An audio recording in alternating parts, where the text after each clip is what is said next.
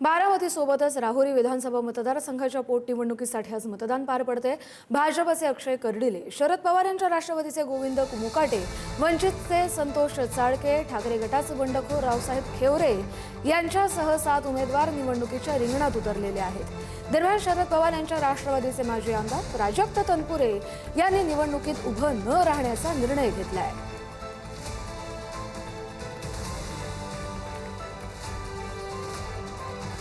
मी माझ्या अनुक्रमांक नंबर 1 कमळ या चिन्हासमोर बटन दाबलं त्यावेळी एक क्षण जो साहेबांसोबत मी व्यक्त केला त्या सगळ्या आठवणी आल्या। त्या चिन्हासमोर ज्यावेळेस मी बटन दाबत होतो त्यावेळी साहेब दिसले।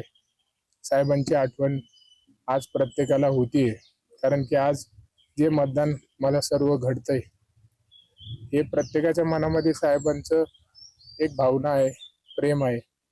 आज प्रत्येक जण या मताच्या रूपात ते साहेबांच्या प्रती असणारं प्रेम हे व्यक्त करणार आहे। शेतकऱ्यांविषयी भाजपने काही केलं नाही, भाजप सरकार अपयशी ठरलं असं चित्र खऱ्या अर्थाने असल्यामुळं मतदान हे राष्ट्रवादी पक्षाच्या पवार साहेबांच्या पक्षाला गोविंद मुकाटेला मतदान होणार आहे।